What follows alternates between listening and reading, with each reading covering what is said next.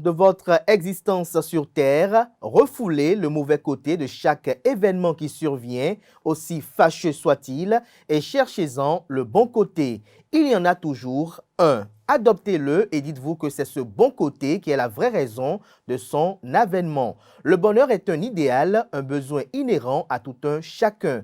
Aussi, il faut laisser partir les gens qui n'ont jamais rien fait pour rester. Ces personnes dont les sentiments sont temporaires à votre égard et pour qui vous avez investi du temps et des illusions. Certes, laisser partir demande du courage, mais il ne faut pas le voir comme une fin, plutôt comme le début de quelque chose de nouveau. Bonjour à toutes et à tous, bon réveil matinal, bienvenue sur Free Matin, ce rendez-vous matinal d'information, d'analyse et de divertissement sur ESAE TV, à suivre d'un instant à l'autre la une des journaux qui vous renseigne sur les différents sujets qui constituent l'actualité au Bénin au petit matin de ce 22 août 2023, à suivre dans ce bulletin matinal d'information du jour qui sera présenté par Francis Fahami, le point de la cérémonie de distinction de Femmes Impact qui a eu lieu samedi dernier à Cotonou. Assure également dans cette matinale le compte-rendu de la réunion effectuée par les membres du bureau du Conseil des Camerounais résidant au Bénin dimanche dernier. Une nouvelle plateforme dédiée au choix de filière pour les nouveaux bacheliers ouvert ce mercredi. Des précisions dans le bulletin matinal d'information avec Francis Fahami. En sport, les nageurs béninois sont rentrés dans l'après-midi d'hier de la 3e édition des championnats d'Afrique junior de la zone 2 de natation à Accra avec une bonne moisson de médailles. La phase nationale du projet sport au féminin 2023 a démarré hier lundi 21 août 2023 à l'université d'Abomey-Calavi. Dragon Football Club tient son nouvel entraîneur afin de mieux préparer la saison prochaine. Son identité vous est révélée par Colombe Oussou dans sa présentation des sports. Quant à Moussou, dans la rubrique définition du jour, nous nous édifions sur l'expression avoir d'autres chats à fouetter et Aneldo nous présente les prévisions astrologiques en fin d'émission. Voilà l'essentiel à retenir pour l'ossature de ce rendez-vous du jour. On se retrouve juste après l'instant pub sur Free Matin.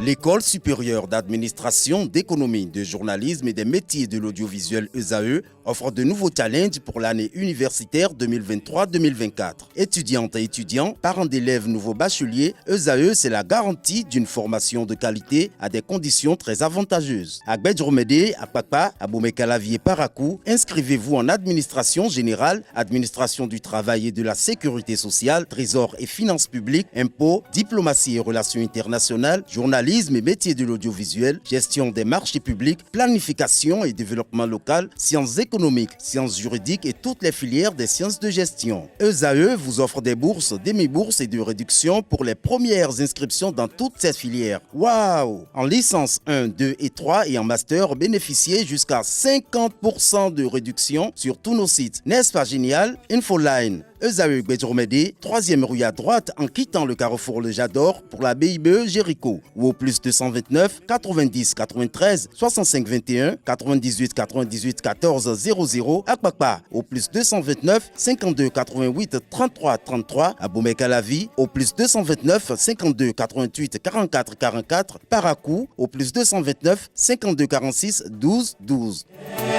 ESAE, l'excellence à un an.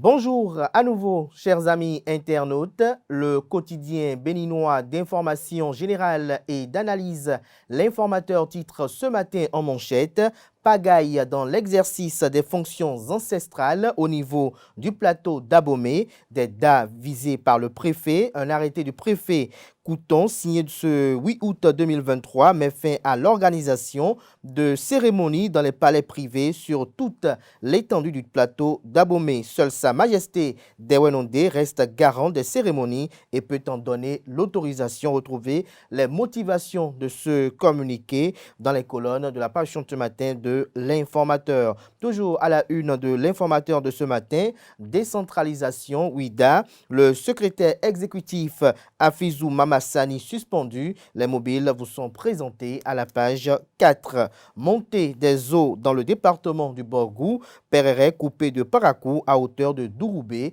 Des détails à retrouver à la page 6.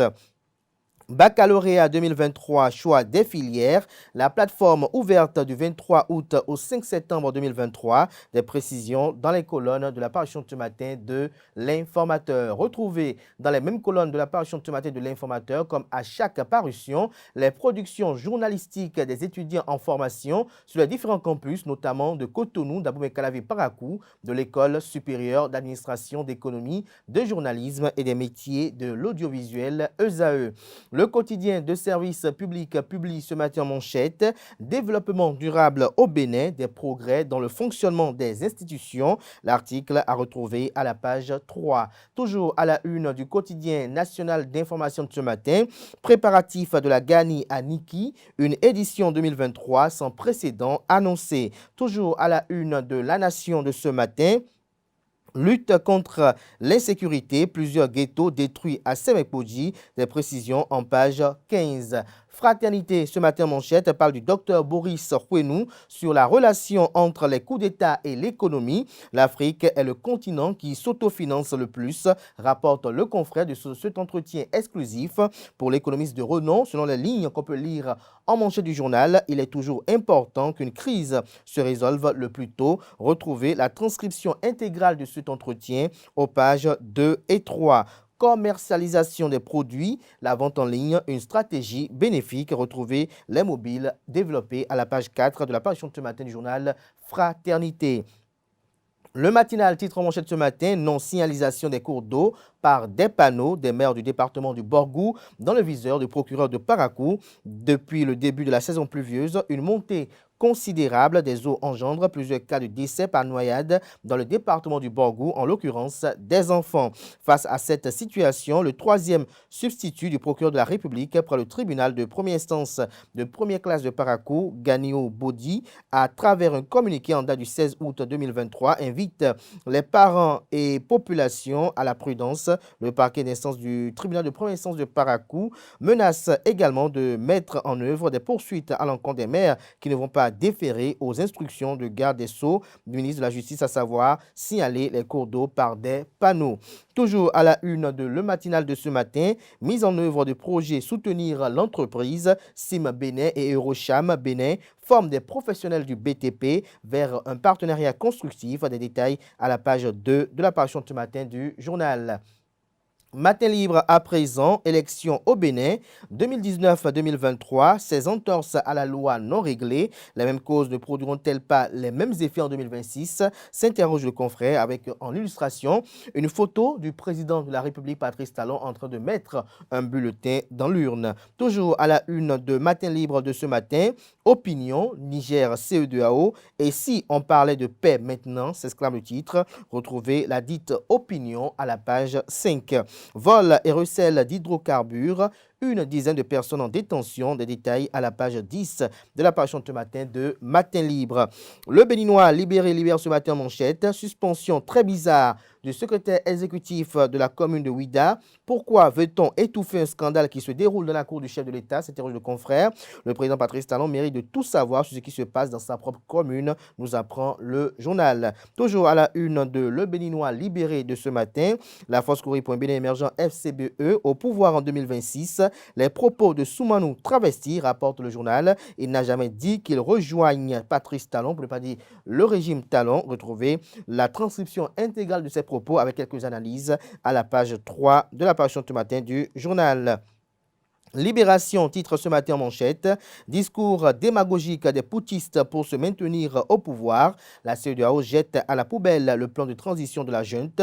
Tiani et ses ouailles doivent se préparer à dégager dans les plus bref délai. La démocratie doit être restaurée, estime le confrère. L'événement du jour ce matin en manchette parle d'amélioration de la gestion de la dette publique au sein de la WAAPAC, le Bénin carrefour d'échange de haut niveau entre députés et experts. La 9e conférence de l'Assemblée générale de la W2A PAC lancé hier, l'Assemblée nationale du Bénin honorée d'accueillir les assises. Vous avez en illustration la photo du vice-président Barthélémy Cassa.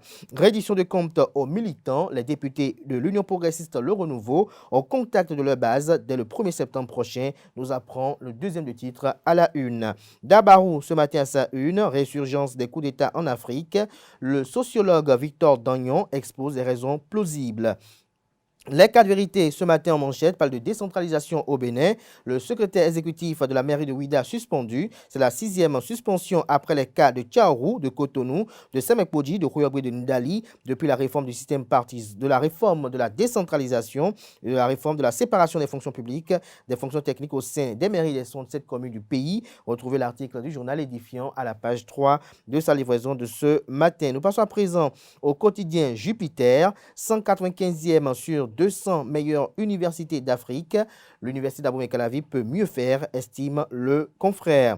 Couloir des pompes funèbres, la peur au ventre des morguiers est décrite dans les colonnes de la parution de ce matin journal Jupiter qui est commercialisé à 500 francs CFA dans les kiosques. Retrouvez le contenu des autres titres j'allais dire lu il y a quelques instants dans les kiosques, notamment au prix de 300 francs CFA, de 500 francs CFA. Ils sont disponibles à Cotonou, à Parakou, à Porto Novo, à Ouidah, dans les grandes villes du pays et également accessibles en ligne pour ceux d'entre eux disposant d'un site internet. Place à présent au bulletin matinal d'information qui est présenté par Francis Fahmi.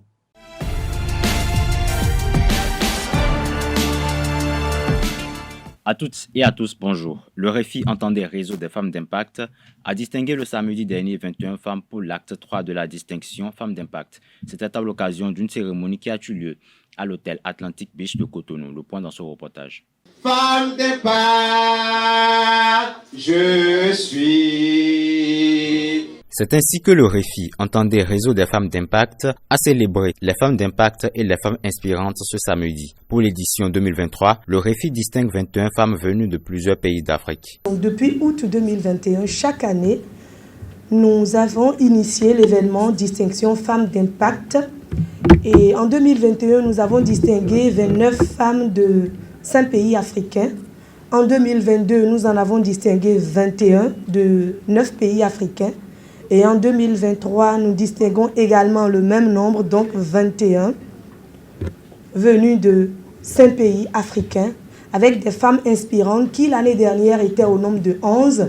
Et cette année, nous sommes allés plus loin, nous sommes allés à 14 d'environ 7 pays. Pour l'acte 3, tout comme les précédents, l'objectif est clair. Mettre une lumière sur les femmes qui se battent, les femmes qui inspirent, parce que la femme est, demeure et sera toujours le socle de la société. Sans la femme, le monde serait bloqué, le monde serait vidé de sa substance, le monde serait simplement plombé. Et c'est pour atteindre cet objectif que la représentante résidente de l'ONU Femmes Côte d'Ivoire a décidé de témoigner sa présence aux côtés de ces femmes d'impact. Que ce soit dans le cadre de mes fonctions ou à titre personnel, c'est dans tous les cas pour moi un sacerdoce.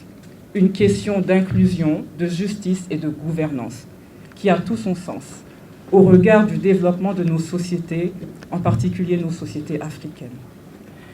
Et vous l'avez peut-être entendu, mais c'est une évidence. Lorsque les femmes et les filles réalisent leur plein potentiel personnel, social et économique, c'est nos familles, nos communautés et toute notre société qui y gagne. Au cours de cette cérémonie riche en animations diverses, la vice-présidente de la République du Bénin a relevé le caractère révélateur des actions de ces femmes d'impact dans plusieurs domaines d'activité. Tout en étant des êtres d'impact, nos impacts sont invisibilisés. Invisibilisés. Ça veut dire que tout au niveau de l'organisation sociale travaille à cacher ce que nous faisons.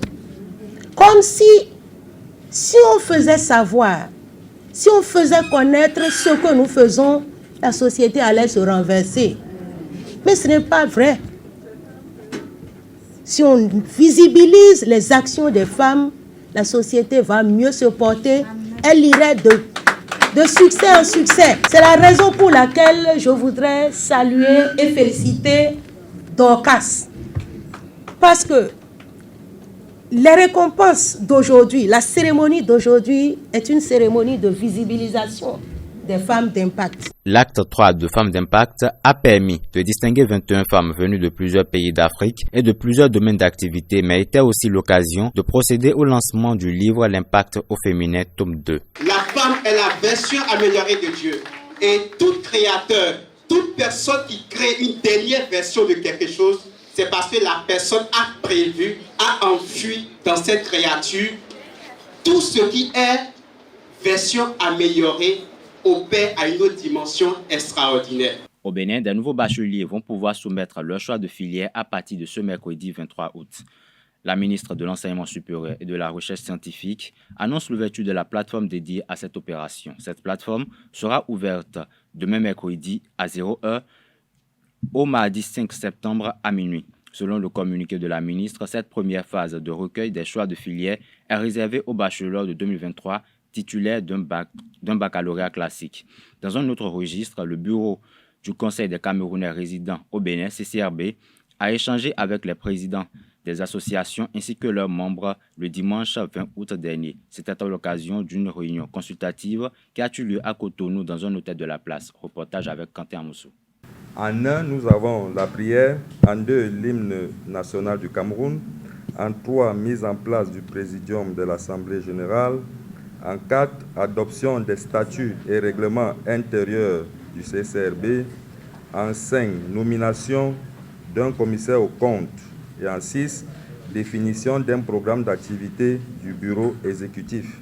7, divers. C'est par ces mots qu'a démarré la réunion consultative du CCRB qui a regroupé les présidents des associations des Camerounais résidant au Bénin et quelques membres. C'était le dimanche 20 août 2023 à Cotonou. Cet échange entre le bureau du CCRB et les présidents des associations ainsi que leurs membres était de passer au peigne fin les nouveaux tests qui permettront désormais au CCRB de faire peau neuve. Le porte-parole du CCRB, Cyril Tchassep-Guégan, revient ainsi sur l'objectif que visait cette rencontre.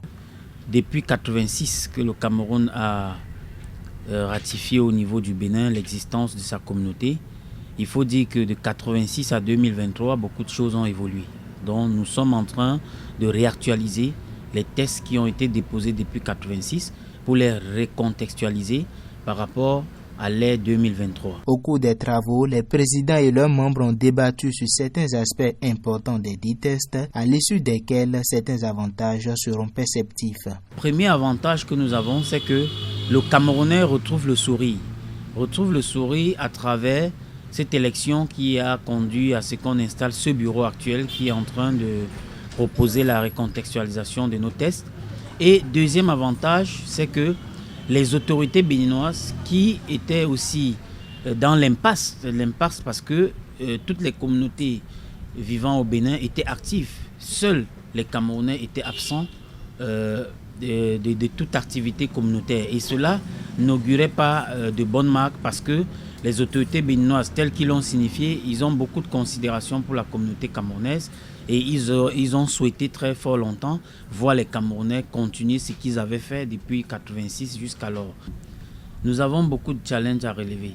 Et déjà, je pense que de par le passé, beaucoup de Camerounais avaient encore les problèmes de soucis de santé, ils étaient abandonnés à eux-mêmes. Mais aujourd'hui, sur l'impulsion toujours de la présidente qui a la volonté de voir les Camerounais en bonne santé, puisque tout commence par la santé, vient de souscrire l'assurance maladie pour tous les Camerounais ressortissants qui vivent au Bénin. Et je pense que c'est très salutaire. La preuve, c'est que les gens ont répondu très massivement à cela. Secondo, nous pensons aussi également qu'il y a beaucoup de Camerounais qui sont au Bénin, mais qui étaient orphelins. Orphelins parce qu'ils ne savaient pas où, surtout des nouveaux venus, ne savaient pas à quel sein se vouer. Et aujourd'hui, à travers la plateforme qui est relancée, les Camerounais seront réorientés de nouveau vers des associations qui correspondront à leur ethnie au Cameroun. Et bien sûr, la CCRB, qui est censée chapeauter tout ceci, fera son devoir de pouvoir régulariser et de donner une orientation à tout ce qui sera fait en République du Bénin comme activité liée à tous les Camerounais ressortissants. Après amendements, suggestions et discussions, les membres du CCRB sortent joyeux de cette réunion consultative qui promet des lendemains meilleurs aux Camerounais résidant au Bénin. Dans la culture africaine, les perles portées à la hanche constituent un outil de séduction. Aujourd'hui, les avis divergent quant à l'importance des perles dans nos sociétés. Baba Moussa Djaouga, membre de l'Association mondiale de l'appel à l'islam, exprime au micro de Nassirine Fatoumbi l'importance du port des perles à la hanche par les femmes et dans la religion musulmane. Suivons ensemble. Je pense que le port des perles à la hanche remonte d'une antiquité. Et l'islam n'a jamais interdit le port de perles. Depuis le temps de nos ancêtres, les perles ont toujours été portées. Je l'ai fait. Et je pense que le port de perles requiert deux caractères. Il y a le caractère spirituel et le caractère séductif ou séducteur. Imaginez une femme et un homme, un couple. La femme ne porte pas les perles, le mari ne porte pas, mais les préalables qui nécessitent à ce que l'homme sache que ça c'est ma femme, l'homme sache que ça c'est une femme. Comment le mari peut savoir que ça c'est une femme, c'est ma femme? Donc je pense que c'est une bonne chose. Seulement, la manière dont les perles sont portées à nos jours laisse à désirer. Imaginez une fille qui porte les perles, qui est sur une moto, et elle sort les perles de son pantalon ou de sa jupe, et elle est sur Zim. Et tout le monde voit les perles. Ça, c'est déplorable. Je pense que ce n'est pas normal. Les perles doivent être portées. Et seul le mari, seul celui qui a le droit de voir vos perles, doit voir les perles. J'en ai porté, les gens en ont porté et ils porteront toujours. Ça. Il y a certains hommes qui préfèrent les perles, qui aiment les femmes qui portent les perles, parce que les perles protègent, il paraît. Les perles protègent, un caractère protecteur. Donc le port des perles, ce n'est pas une mauvaise chose. Au contraire, il faut encourager. Si mes souvenirs sont bons, quand on était petit, on cherchait les perles, on portait au bébé, ainsi de suite. Donc, je ne pense pas que l'islam interdise le port de perles. Hors de nos frontières à présent, la communauté économique des États de l'Afrique de l'Ouest CEDEAO rejette une transition politique de 3 ans au Niger. C'est ce qu'a déclaré hier un commissaire du bloc régional à la presse internationale. Cependant, l'organisation ouest-africaine n'a pas encore statué officiellement. Bâle, Copenhague et Munich ont réussi le pari de dépolluer leur cours d'eau, alors qu'il ne reste plus qu'un an à Paris pour rendre la Seine baignable à l'occasion des Jeux olympiques de 2024.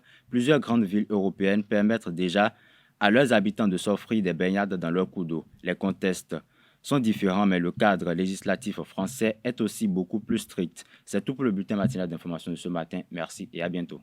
Merci à vous, Francis Fahmi, pour cette présentation du bulletin matinal d'information. On retrouve à 19h Billy Gaël Laibi pour la grande édition du journal télévisé sur ESAE TV. Place à présent à la page des sports, une présentation de Colombe Oussou. Amis sportifs, bonjour. Les nageurs béninois sont rentrés dans l'après-midi d'hier de la 3e édition des championnats d'Afrique junior de la zone 2 de natation à Accra avec une bonne moisson de médailles. Le Bénin a occupé la 3e place au terme de la compétition qui a réuni 14 pays dans la capitale ghanéenne. Aussitôt arrivé, Aurélien Routondi, président de la Fédération béninoise de natation, et la délégation sont allés faire le point au président du comité national olympique et sportif béninois, Sénos Ben. Nous sommes à la 3e édition. À la 2e, il est vrai que le Bénin avait 2 médailles. À la première édition, le Bénin avait également une médaille de bronze. Mais cette fois-ci, la différence, elle est à quel niveau?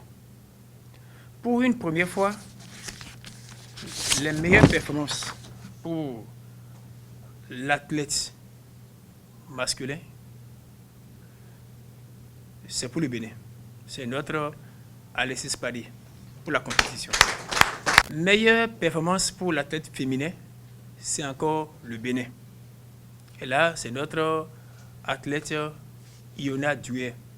Elle est actuellement à Accra. Elle va prendre son vol d'Accra pour Paris directement. Deuxième meilleur athlète masculin pour la compétition, c'est encore notre Alexis Padi.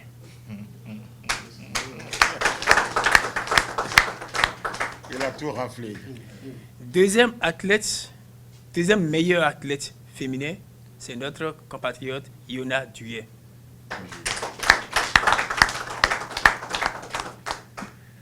Meilleure équipe masculine, c'est le Bénin.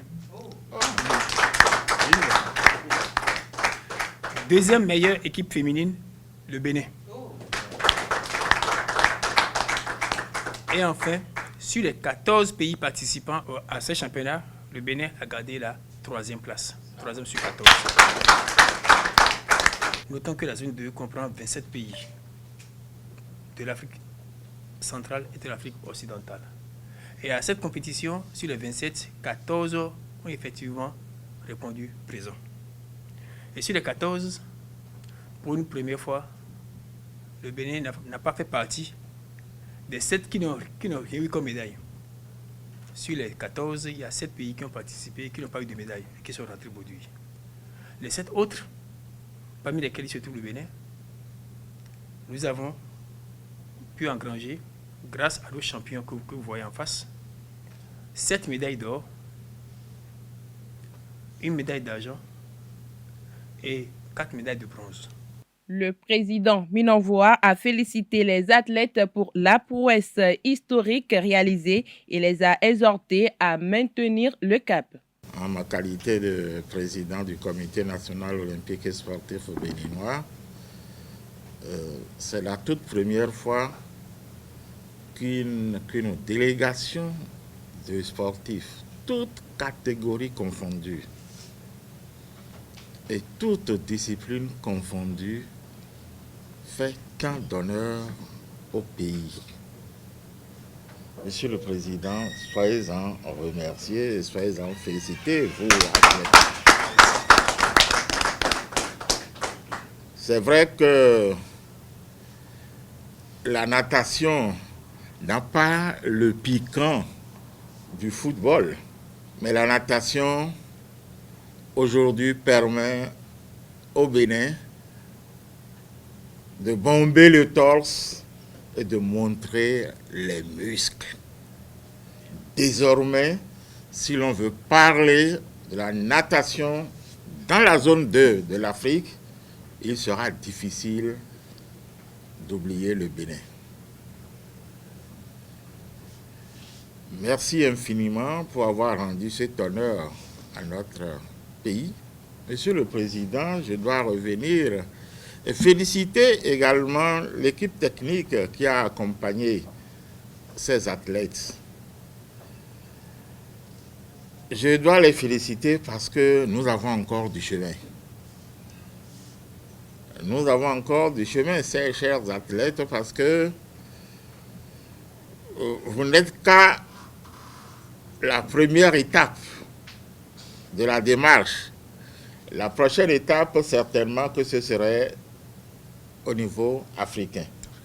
Ce que vous faites aujourd'hui, évidemment, n'entre pas en ligne de compte pour les Jeux olympiques de Paris 2024.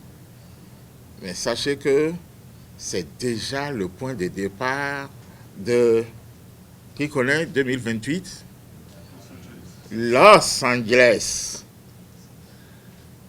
Ceux qui parmi vous vont continuer à travailler, non seulement que si Dieu nous garde, en 2025, ils deviendront des boursiers olympiques. Je dis bien des boursiers olympiques.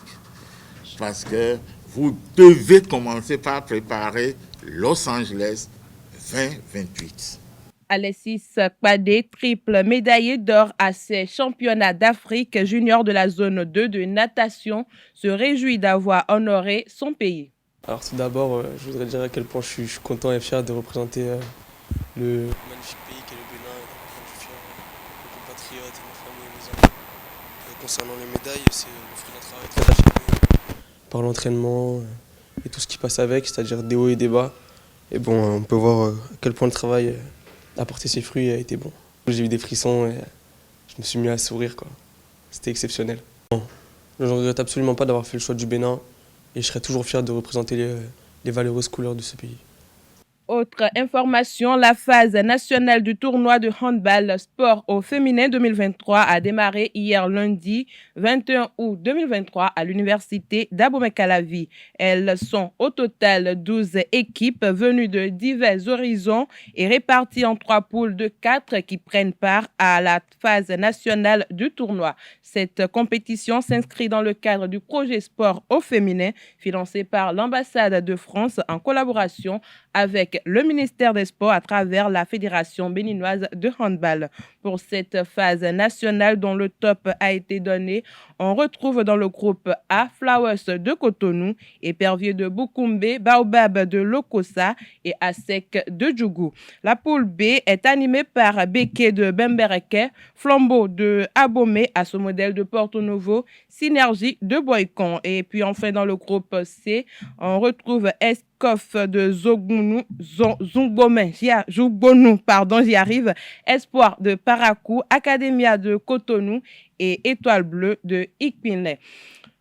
Dragon Football Club tient son nouvel entraîneur. Le club de Porto Novo a officialisé l'arrivée d'Abel Oladouni Oyekale à la tête du staff technique. Le technicien nigérian qui sera à sa première expérience sur le banc d'un club du Bénin, vient succéder à Stanislas Akele pour les 2 prochaines saisons.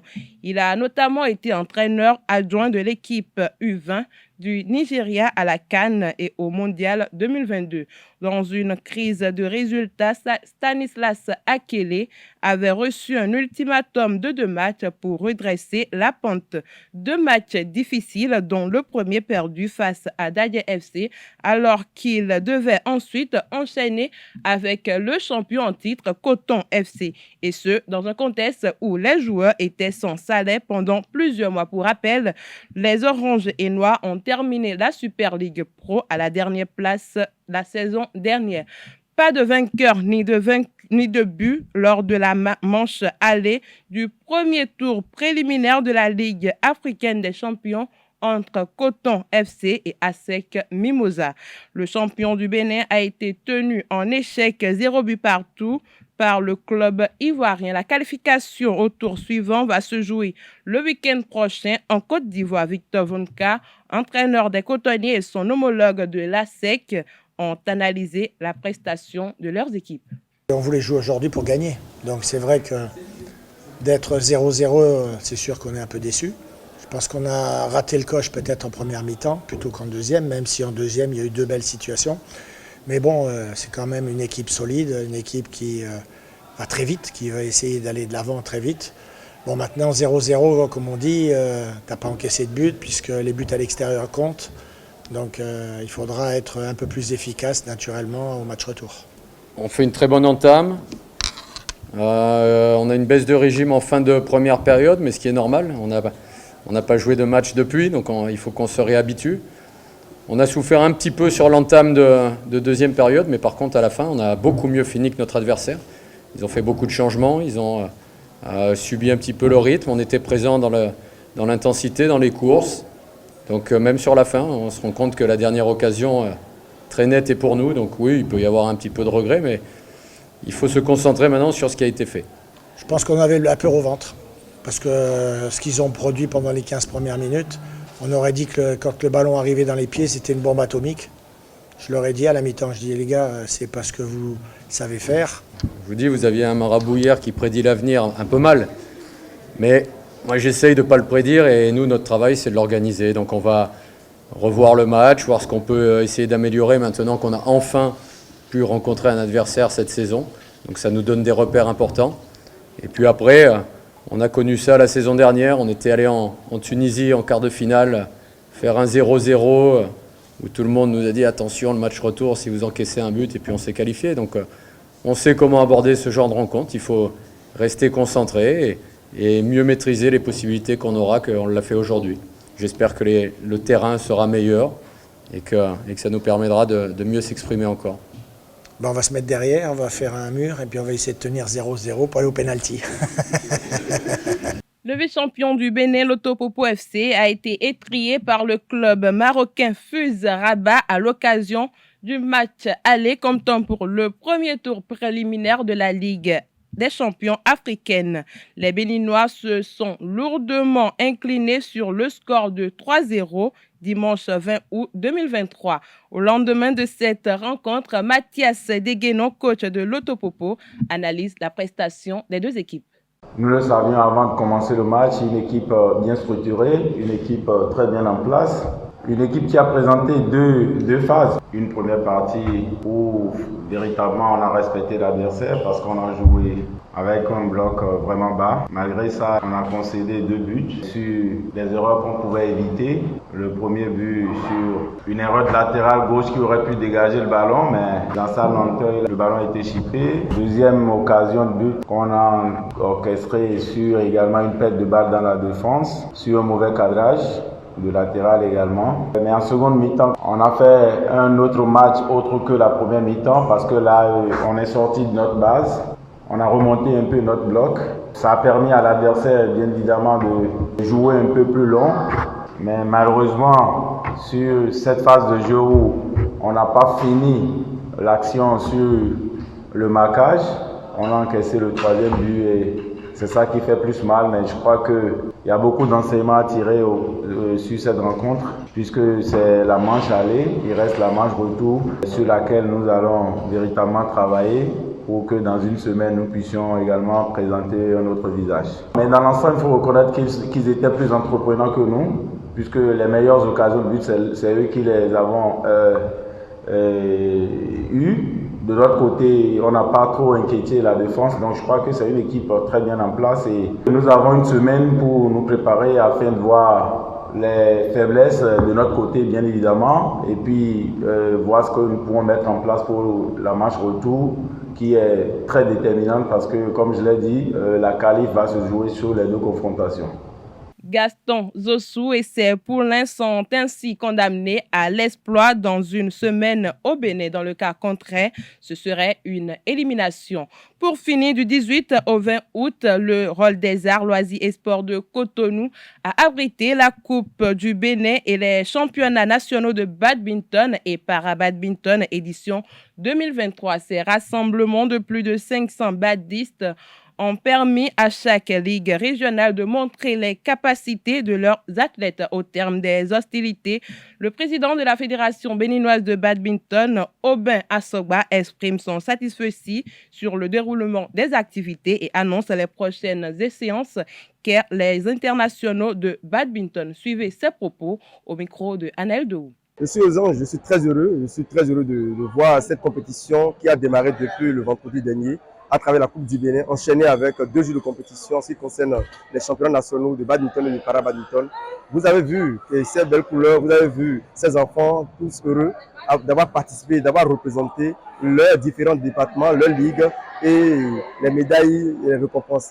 C'est dire que le comité exécutif de la Fédération béninoise de badminton est fidèle par rapport à son projet, est fidèle par rapport à sa vision stratégique qui est donc de permettre le développement du badminton sur toute l'étendue du territoire national. Cela est également évocateur puisque le ministre des Sports, à travers le gouvernement, ils l'ont dit et martelé, le badminton ne sera plus seulement un sport pratiqué dans une région, mais de donner la chance à toutes les communautés, à tous les départements, à tous les fils du pays de pouvoir se faire essayer. Et aujourd'hui, vous voyez la preuve que nous avons relevé ce défi qui est un pari que nous avons relevé. Et nous avons aussi travaillé avec toutes les parties prenantes, que ce soit les arbitres, les entraîneurs et le comité d'organisation. Tous ceux du monde ont travaillé pour la réussite de cet événement.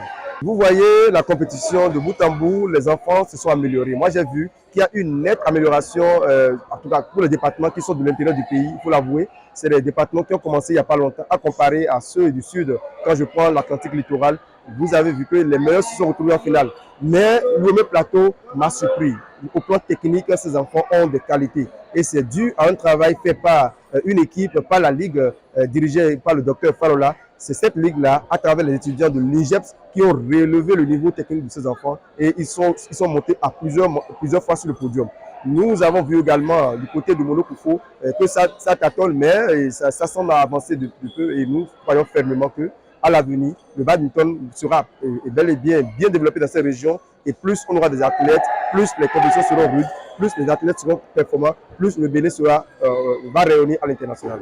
Mais je profite de l'occasion pour annoncer que le mois de septembre sera un mois charnier pour nous. Nous allons travailler de façon à révolutionner le badminton. Le Bénin sera le quartier du badminton africain et international. Les internationaux du Bénin du 7 au 10 et internationaux seniors, et après nous aurons les internationaux juniors du 11 au 13, puis les championnats d'Afrique de la région 2, une compétition innovée et par le comité exécutif soutenu par la Confédération et les pairs présidents de la région qui seront à Cotonou pour s'évaluer. Puisque dans notre vision, c'est de permettre également aux pays de la région de se faire voir au niveau régional, continental et international. Donc, nous serons au carrefour du badminton africain pendant une dizaine de jours.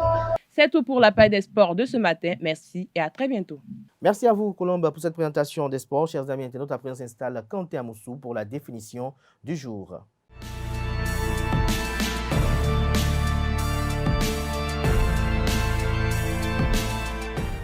Bonjour, avoir d'autres chats à fouetter signifie avoir des préoccupations plus importantes. Au XVIIe siècle, lorsqu'on voulait figurer que quelque chose n'était pas grave, on disait qu'il n'y avait pas de quoi fouetter un chat. C'est de cette expression que provient avoir d'autres chats à fouetter, qui signifie que l'on a des préoccupations beaucoup plus importantes que celles dont on nous entretient, des affaires plus pressantes à régler, des sujets plus sérieux à débattre ou encore des problèmes plus graves à résoudre. Les anglo-saxons, eux, ont d'autres poissons à frire, other fish to fry. Voilà, c'est tout pour la définition de ce matin. Merci et à très bientôt. Merci Kanté Amoussou pour cette présentation assez instructive. À présent, on installe le chroniqueur des prévisions astrologiques, notamment Anaël Dou.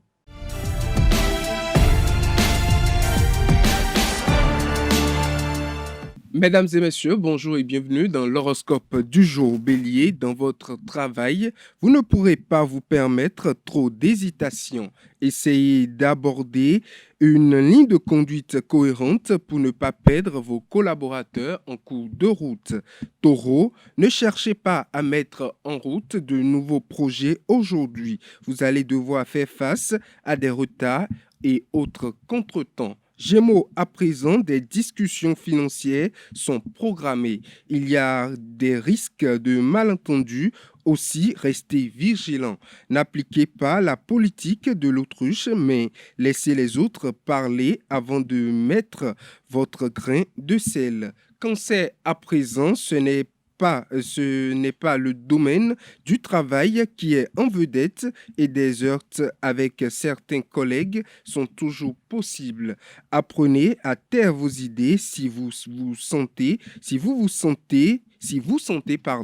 qu'elles dérangent, vous seriez confronté à des impasses, ne gaspillez pas votre énergie. Lion, à présent, ayez la sagesse de ne pas empiéter sur les plates-bandes de vos collègues et tout ira bien. La chance et votre intuition vous donneront un coup de pouce, mais certaines négociations pourraient tourner à votre désavantage. Vierge, à présent, vous aurez la possibilité de faire progresser rapidement une nouvelle idée tout en consolidant vos acquis. N'hésitez pas à vous lancer dans des projets qui peuvent paraître osés. Vous bénéficierez du soutien de vos supérieurs. Balance, vous n'êtes pas du genre à rester sans rien faire. Vous préférerez vous perdre dans un tourbillon d'activités, quitte à en faire trop plutôt que de rester tranquille. Faites tout de même attention à ne pas vous disperser. Scorpion, 8e signe, les démarches que vous entreprendrez ont toutes les chances d'être couronné de succès. Vous aborderez cette journée avec une combativité sans égale dans le cadre de votre travail. Sagittaire, vous entrez dans une étape dynamique. Le moment est bien choisi pour démarrer un projet et vous faire épauler par des amis influents. Vous aimeriez voir vos efforts reconnu à juste titre et vous pourriez être déçu. Capricorne, votre besoin de stabilité professionnelle vous donne à réfléchir. Il vous faudra sans doute revoir vos plans. Ne soyez pas inquiet si vous devez remettre les projets à plus tard. Nul doute qu'ils finiront par se réaliser un jour. Verseau, avant-dernier signe, qu'il s'agisse de travail ou d'argent, les démarches que vous entreprendrez aujourd'hui vous donneront entière satisfaction. Tous les espoirs seront permis pour vous hisser au sommet. Les astres vous protégeront. Poisson, pour finir, essayez de vous exprimer le plus clairement possible pour ne pas provoquer des malentendus. Depuis quelque temps, vous ressentez l'envie de changer d'activité ou moins de faire évoluer votre situation. Mesdames et messieurs, c'est tout pour l'horoscope de ce jour. Merci à vous, Anaël, pour cette présentation. Merci à vous, chers amis internautes. Voilà qui met un thème à Free Matin ce matin. Merci pour l'attention. À demain, par la grâce et la volonté divine.